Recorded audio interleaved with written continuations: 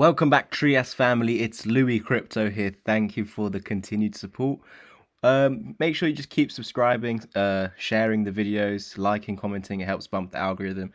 Turn on that notification bell on as well, because there's not really an exact time where I bring out the videos.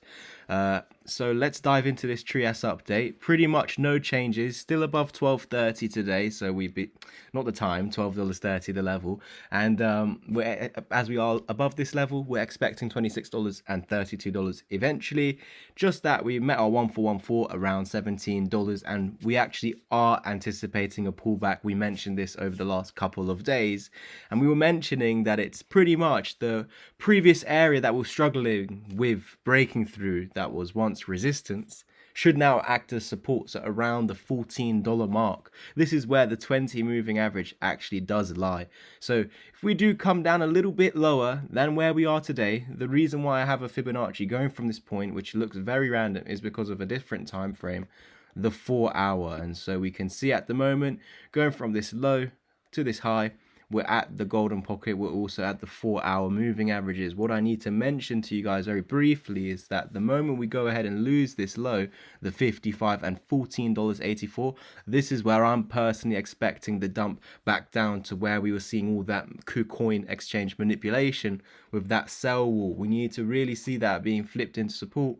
And if we ever do lose this area, that usually gives us a bounce. The sad thing is we have been given the bounce. We had 2 bounces over the last 4-hour periods. So in the last 8 hours, we've had an attempt of breaking past the 20. In fact, guys, yesterday when we made the video, we did get a bounce.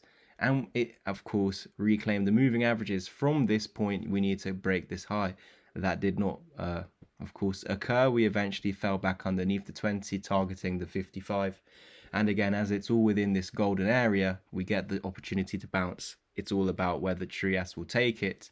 And at the moment, as we can see over the past 8 hours, it's had 2 opportunities and failed to take out this level of resistance, 20 moving average, and also the 0.5 at $15.70. Unfortunately, as it has been confirmed as resistance, we're simply waiting for 4-hour closures underneath $15, and then we start this journey lower, back down to that sell wall that we couldn't push through as it was once resistance.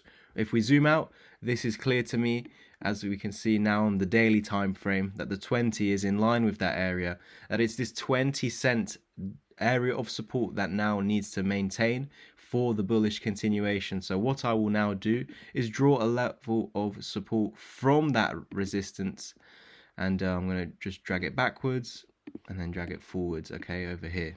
I'm actually going to take it all the way up to the 786. I know this is above the 20. It's down to you guys. I'm putting it on 786 because when we're looking at these 4 golden lines, this is the lowest one that we could just be coming down to for bullish continuation. And then, of course, the 1 fib level is quite close to this. I'm just focused on that sell wall. We want to see that flipped into support. We've got the 20 moving average above that point. And as you can see, if we ever get above the 20, which currently price is, and fall back to it, as long as it's being maintained, as long as we never lose the purple line, what happens? We burst higher. So all that's happening right now is that we're returning to a previous resistance now as support for bullish continuation that will eventually take us past this $17 level of resistance all the way until $26 and then $32. Guys, that is it from me today. Make sure you like, subscribe, comment, and share. If you want to join the Discord community, it is just $25 a month, and you get further exclusive content such as live streams weekly on Tuesdays and Thursdays.